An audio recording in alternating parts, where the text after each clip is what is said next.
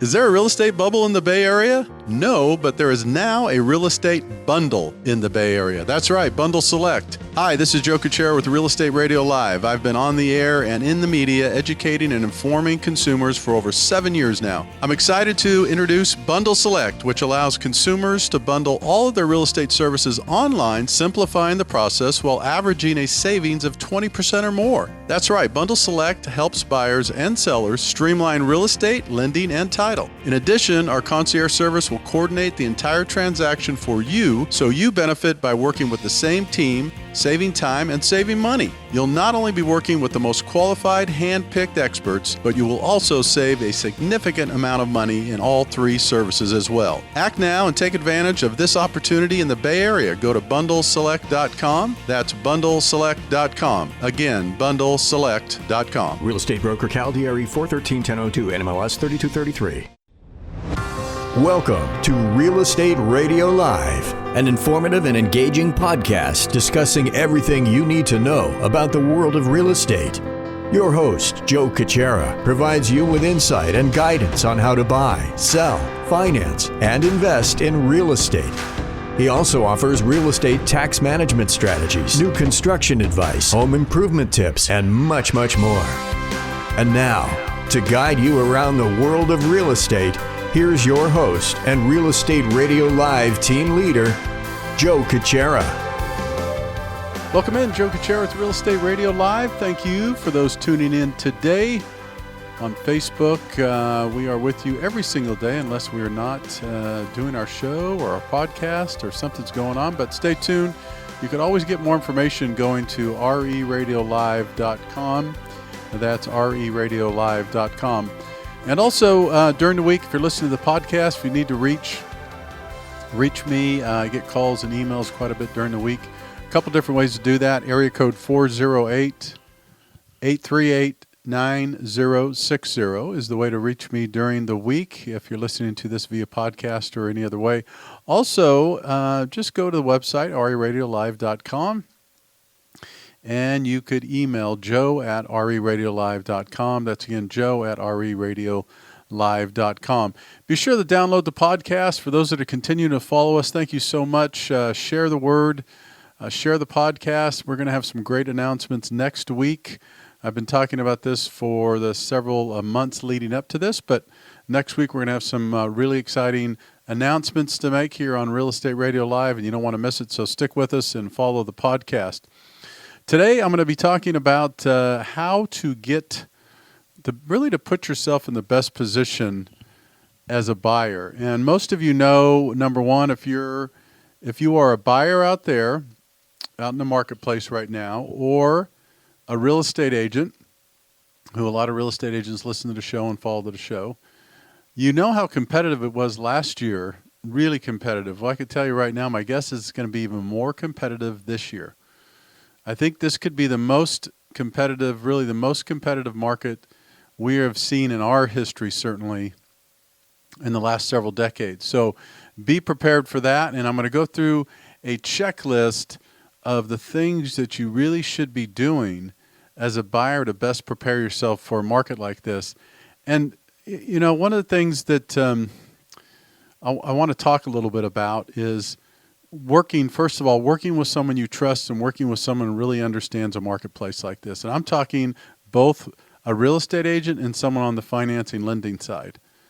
I get really frustrated and tired of hearing people just saying, oh, you know, you'll never get a home, or, you know, why are you wasting your time? We're going to get multiple offers. And, you know, unless you have cash, forget about it. Those are just people, those are lazy people that are talking that are uninformed and uneducated. And not really doing anything in your best interest. So first and foremost, what I'm going to say is make sure you're working with a group of people, the real estate agent, the lender, who has your best interest at hand. Make sure you have someone that's proactive, that's positive, that is doing everything they can to get you into that home. Is it difficult? Yes. Very difficult market, extremely difficult. But can it be done? Yes. We see it all the time. So I'm going to go through some steps and really a lot of stuff I'm going to talk about here today. I'm guessing some people might go, really, I didn't know that, or I wasn't aware of that. And so I really want to make sure that we get this information out. And the reason why is because my passion, my focus is on education and information. What I mean by that is I want to continue to provide you, the consumer, with as much education and information as possible so that you could better succeed in all aspects of real estate. But in this case, particularly, we're talking about to really make yourself a better offer on the buy side. So how to best prepare to do that. All right, so let's begin with this. The thing that you want to begin with right away, first and foremost, make sure you get approved, and make sure you get approved and make sure it's underwritten approval. So these are key words. Some people will just generate a piece of paper and send it to you as a buyer or your real estate agent. Make sure you ask these words. Am I approved? And if the lender says yes, say, am I underwritten approved? Or am I just approved by you viewing some documents and viewing my information? Because these are two different things, and especially if it's jumbo financing. I can't stress this enough. Most people in this area have jumbo financing because the loan amount's over $680,000 in many cases. So first and foremost, get pre-approved for the maximum you're going to be able to qualify for. And with your lender, make sure you see the pre-approval. If they say, no problem, George, let me just send you over a letter. Say, thanks, but what I want to know is I want to know about the pre-approval. Well, you're pre-approved. Don't worry about it. I'm going to do a little scripting with you here. Well, I am worried about it. I'm concerned because I'm pre-approved, but I want to know the details. Well, what do you mean the details? So these are the questions I want you to ask your lender. When you say I'm pre-approved, tell me exactly what the underwriting conditions show us. In other words, if we in our business do a true pre-approval, we send it to the underwriters, they do a pre-approval subject to the property, basically. So they do what's called a credit approval. So they'll give you a full approval based on credit, income, assets. Nothing to do with the property, of course, because you don't have a property yet, right? Okay, so ask your lender, what does the conditions look like? And if they say, oh, don't worry about it, my concern is a lot of these people do not send it in for a full pre-approval, and then the minute you get in the contract, then they send everything in, and then you're going to have some things that are going to jump up and be a surprise to you. You don't want that when you go into contract. So make sure when your lender says don't worry about it, say, no, I am worried about it. What I want is a full pre-approval. What I want you to do is package up my file, and I want you to send it to your underwriter. And I want your underwriter to underwrite my file and come back with an approval or a denial or something. So when they come back with an approval, what will happen is there'll be a list of these things that they'll be asking for. And you have one, of course, will be the property and the appraisal, and just ignore that because you don't have a property yet and there hasn't been an appraisal yet. The things you want to look for as red flags would be if there's a question on your income, or you don't quite qualify, or we can't verify assets, or you don't have enough for your down payment, or your credit score doesn't allow you to get this lending program. There's things that'll come up that even the best loan officers don't know unless you get a full pre-approval. So I'm going to start this show by saying and stressing, when you get approved, make sure is it an underwritten approval. If you have any questions in all this, with all this, remember you could always call me anytime during the week, email me. I'm happy to answer these questions. It doesn't matter whether you're working with me or not. I'll still help you. I'll give you answers. I'll answer your questions. I'll give you some feedback. I'll give you as much information I can based on what I have in front of me and what I know. If I don't have all the documentation, it's going to be impossible for me to give certain answers, but I could give you some advice for sure. So be sure to take that. If you want to, give me a call at any time to do that. So first and foremost, get approved. Caveat to that, make sure it's an underwritten approval, not just an approval. Make sure your lender knows that. The thing that you're going to want to do next, and if you maybe you've already done it, maybe you have done it already, and that is make sure that your lender and your real estate agent are on the same page and have a strategy and have some goals and objectives set for you.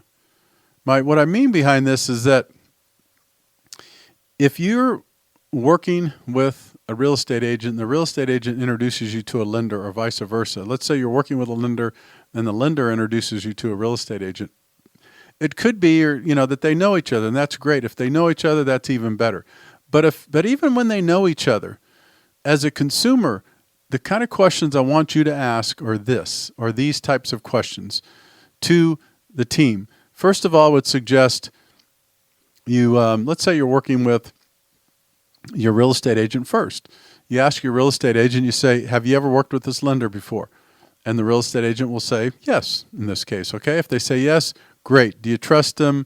How much business have you guys done? Tell me a little bit about the history, the relationship.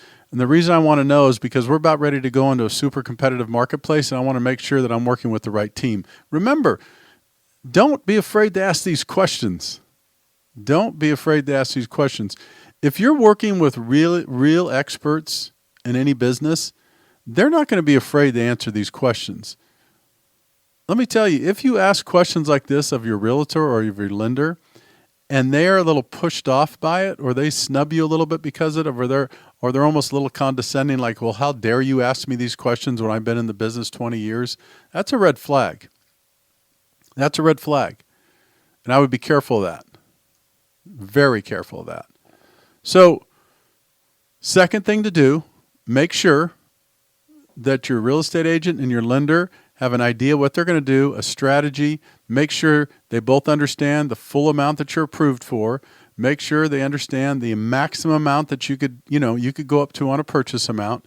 And then make sure also that there is a strategy that when the offer goes in, the lender calls the listing agent and there's a follow-up and there's some steps that need to be taken that really trigger mechanisms that trigger things once the offer goes in. And these are types of things you really need to make sure that are taking place before that offer goes in and then after the offer goes in. All this happens because of the relationship with the lender and the real estate agent. So make sure that's key and make sure that's in place. All right, what I'm going to do is I'm going to take a quick break. Stick with us here on Facebook, and I'm going to come back. I'm going to continue talking about make sure you give yourself the best chance to get your offer accepted in historically the most difficult market there is this year, 2018, is my prediction, is this will be, if not this will be one of the most difficult markets there is, especially for buyers in 2018. This is Joe Kuchera with Real Estate Radio Live. Stick with us. I'm going to take a quick break. We're going to come back. We're going to continue talking. For more information on today's program, visit reradiolive.com. That's reradiolive.com.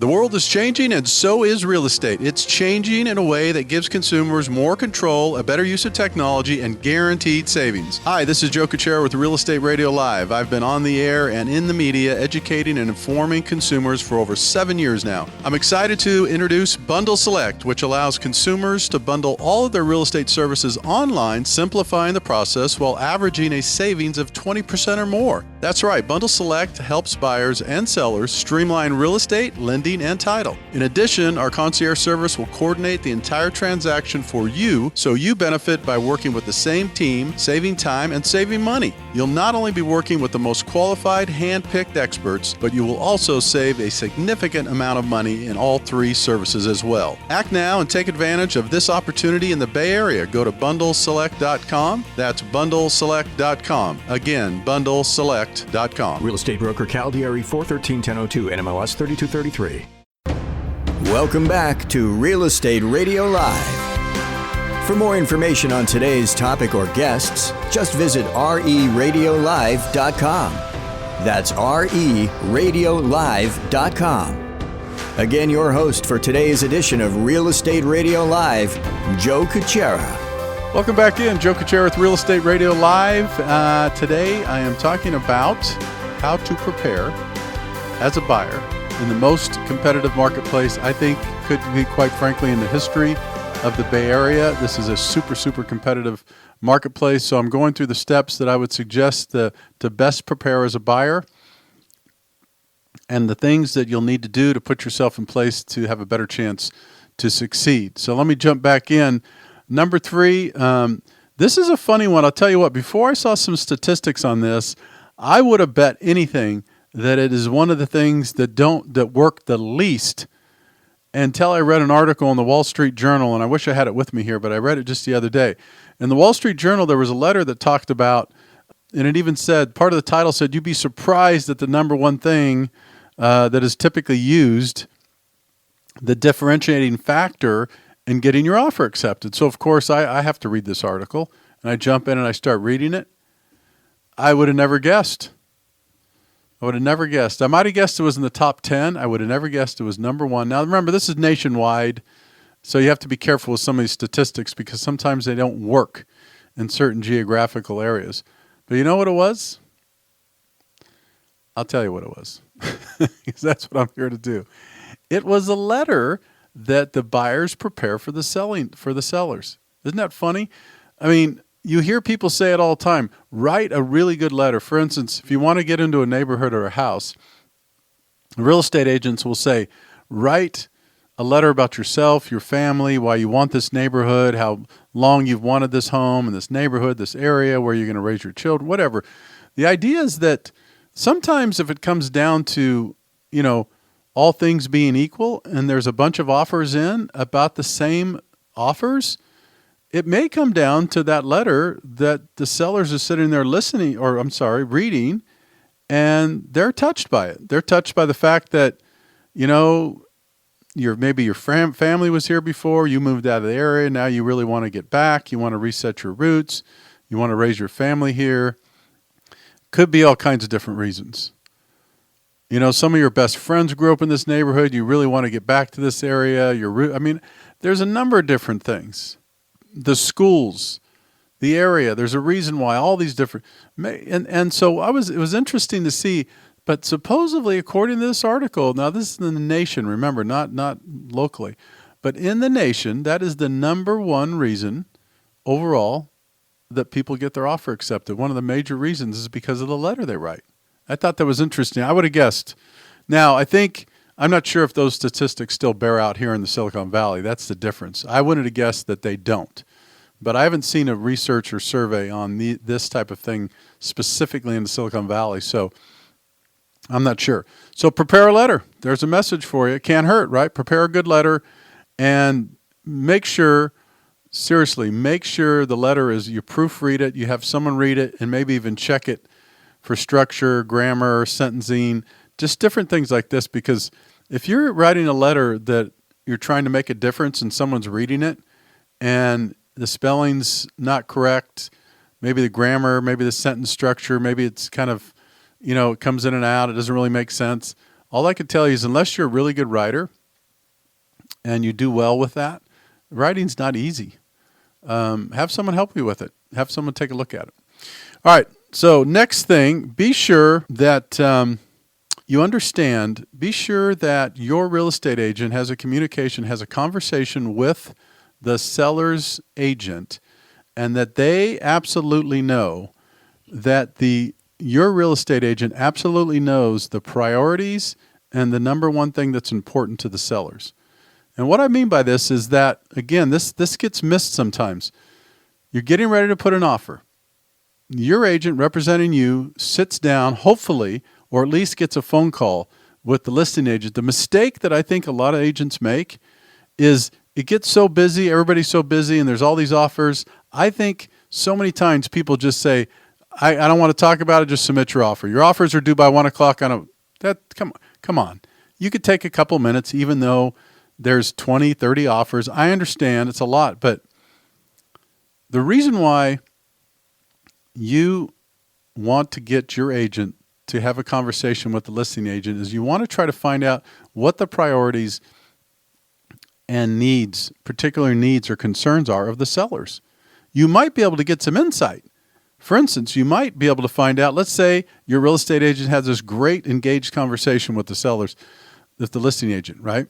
And they find out that, price is important to them, but they've owned the home for 30 years, so they have a ton of equity. Yeah, they want the highest price. Everybody wants the highest price. But you know what's just as more important?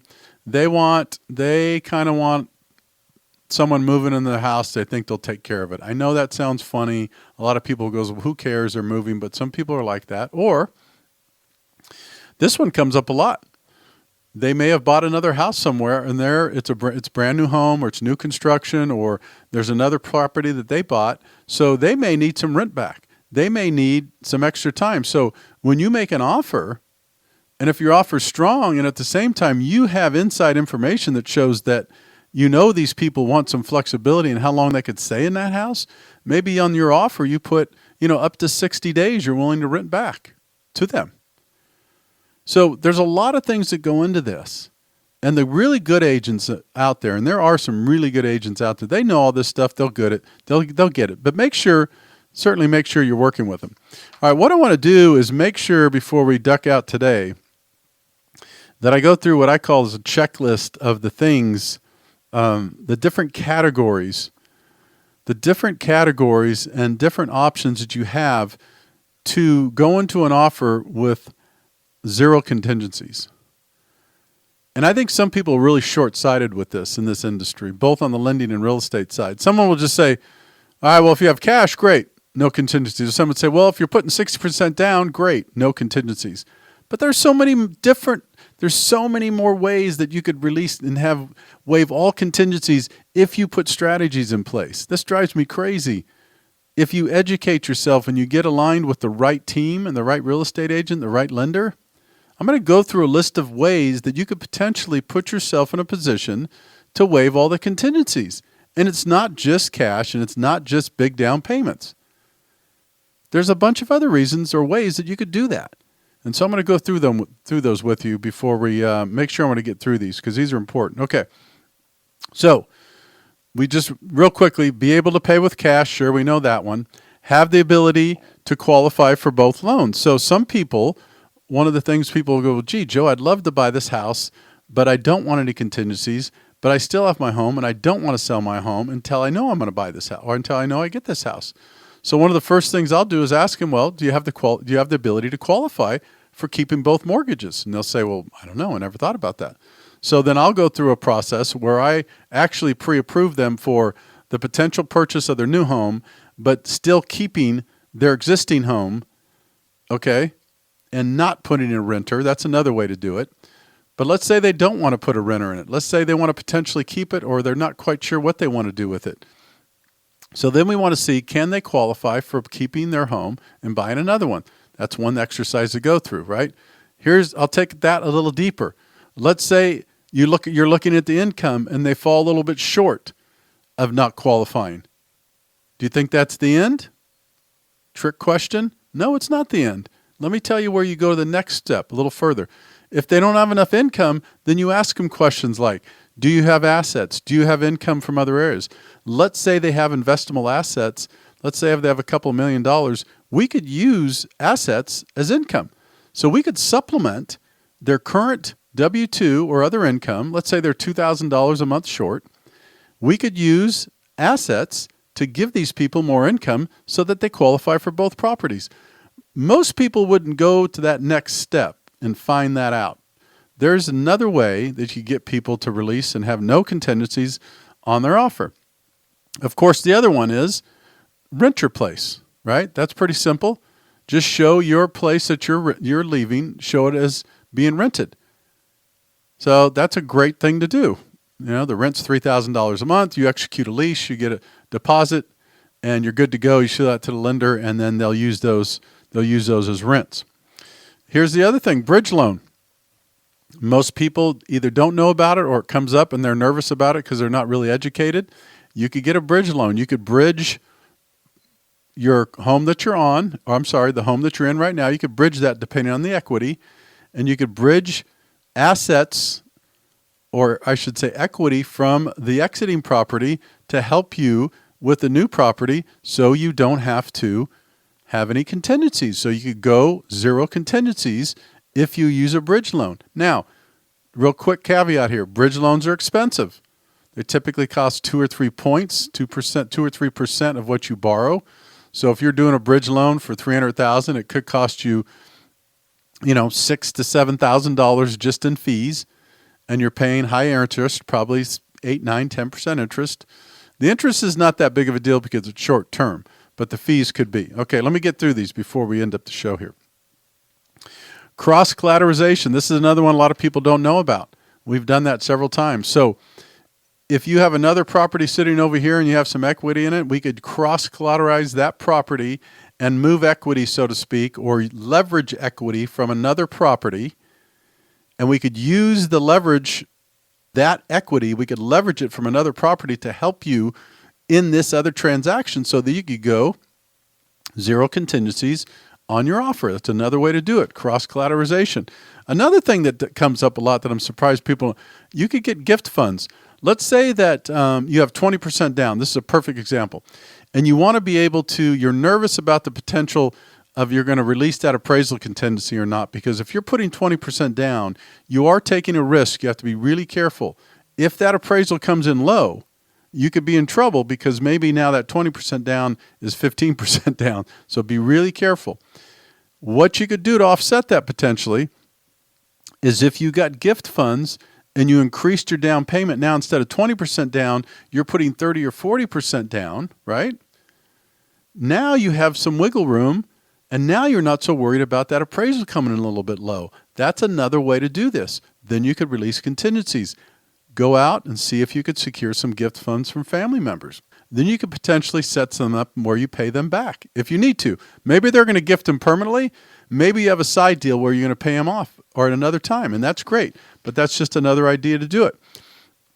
Gift funds after sale, that's another way to do it. And if you have a home, that you haven't sold yet, once you sell that home, then you could potentially take some of the equity and then pay that person back if you secured it with these gift funds. All right, the last thing is, before I duck out real quick, another one that could go on, is you could bring on a partner. If you're short on income and you need more assets, have someone partner with you. You could do that to buy the house. Now, you're going to have to figure out the arrangements, what that means, what kind of business arrangement, who's doing what, but it makes you a more powerful buyer in the sense of you have more income and more assets. Bring on a partner. The other thing is bring on what's called a non-occupant co-borrower. So you could have someone come on the loan and help you qualify that doesn't live in there, and that's why they call it a non-occupant co-buyer. You could bring this person on to strengthen your ability for income or assets, which makes you a stronger offer on your purchase, and then you guys make an arrangement what that means. There's a lot of different ways to get yourself prepared to make the best offer possible and get that offer received, hopefully. If you have any questions, always give me a call, 408-838-9060. For more information, go to reradiolive.com. Remember to download the podcast. This is Joe Kuchera with Real Estate Radio Live. Thanks for tuning in today. I'll be back with you another time. Take care. For more information on today's program, visit reradiolive.com. That's reradiolive.com.